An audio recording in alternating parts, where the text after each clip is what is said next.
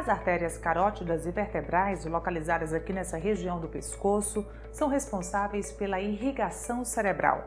E quando há algum problema, como a formação de placas, pode haver uma obstrução, levando até a um AVC, acidente vascular cerebral. Por isso é tão importante estar sempre verificando essa região com um exame chamado Doppler. E é isso que você confere agora no quadro Saúde 100%.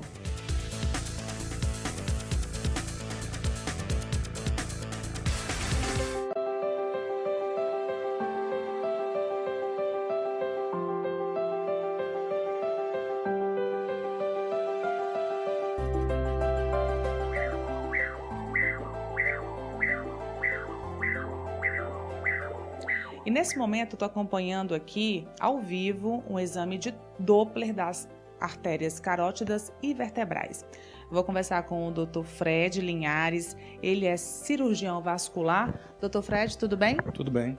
É um exame cada vez mais realizado por quem vai fazer check-up, por exemplo, doutor? Isso. O que é que acontece? As carótidas são as artérias que irrigam o cérebro, tá? Junto com as vertebrais. Então, se houver a formação de placas nessas artérias, essas pequenas placas podem desprender, podem ir para a circulação cerebral e causar um AVC. Então, quanto antes a gente consegue detectar, mais fácil de tratar, menores os riscos de complicação. E é um exame que deve ser feito a partir de que idade? Normalmente a partir de 60 anos em pacientes que possuem fatores de risco. Quais são os fatores de risco? Hipertensão, tabagismo, diabetes e história de AVC na família. Então, quem tem algum desses fatores de risco, o ideal é que fizesse a partir de 60 anos pelo menos um exame. Se o exame for normal, a gente às vezes acaba postergando mais uma nova realização. Vamos acompanhar aqui, doutor, como é que é o exame. A paciente já está aí preparada. Isso. As artérias, elas ficam nessa região do pescoço. Isso, na região do pescoço, a paciente faz o exame deitada, né, na maca, e a gente vai exatamente tentar identificar ao longo de todo o trajeto da artéria se existe alguma formação de placa, se o fluxo está normal, tá? Então a gente vai desde a base aqui do pescoço até próximo lá à orelha, o lobo da orelha, procurando ver se existe a presença de alguma placa e tentando identificar como é que está o fluxo, tá? Esse fluxo normalmente ele é para ser um fluxo bem contínuo, sem nenhuma interrupção. Então quando a gente consegue identificar alguma placa de cálcio, alguma formação aqui, a gente acaba identificando o tipo de estreitamento, se ele é importante, se ele não é, e se isso vai trazer algum tipo de repercussão para o paciente. E o problema mais comum, doutor, ou o mais grave é o AVC? Mais comum é o AVC. Algumas vezes, mesmo que o paciente tenha placa nessas artérias, pode não causar nenhum tipo de sintoma, porque a gente tem 4 artérias, então às vezes uma compensa a outra. Mas é um dos principais fatores de AVC, uma das principais causas extracranianas de AVC é a obstrução das carótidas. E além da obstrução, quais são os outros problemas que podem acometer essas artérias? Existe uma outra complicação chamada dissecção da artéria carótida e da artéria vertebral também, que é menos frequente. Acontece em caso de trauma, então pacientes às vezes que sofrem um acidente automobilístico, pelo trauma na região do pescoço, essa artéria ela pode sofrer uma ruptura e aí ela sofre uma divisão das paredes, dos lúmens da parede dela, e isso daí pode ter uma complicação grave até com AVC também. Pela tua experiência, doutor, aqui nessa realização de exames, pessoas mais novas estão sendo acometidas realmente por esses problemas ou não?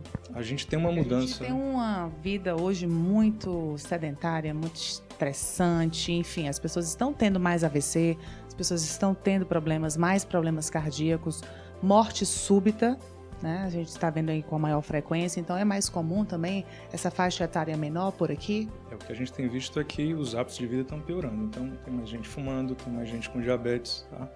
Isso daí acaba trazendo complicações mais precocemente. É óbvio que os pacientes idosos são os mais acometidos, a população está envelhecendo cada vez mais e a gente identifica cada vez mais também essas doenças, tá?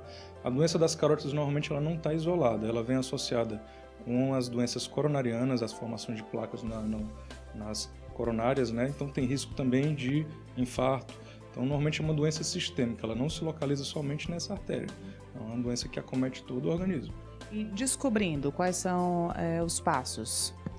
Depois que você descobre, a gente vai tentar estratificar qual é o grau de gravidade dessa obstrução.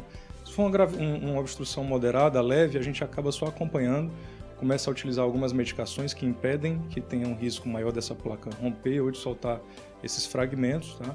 Agora, quando a gente identifica já uma obstrução grave, o tratamento tem que ser intervencionista, ou cirurgia aberta, Na cirurgia, o que é que a gente vai fazer? Abrir a artéria e limpar ela por dentro, tirar essa placa que está causando a obstrução.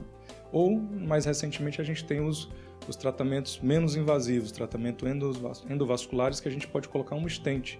Então, a gente vai lá onde tem a placa, coloca um stent, e esse stent, então, mantém aquela placa mais aberta e permite a passagem de fluxo de sangue. Doutor, muito obrigada, então, por essas informações importantes aqui no check-up, e a gente espera que as pessoas continuem fazendo check-up. E, mais do que fazer check-up, se cuidando mais. É isso aí, eu que agradeço a oportunidade.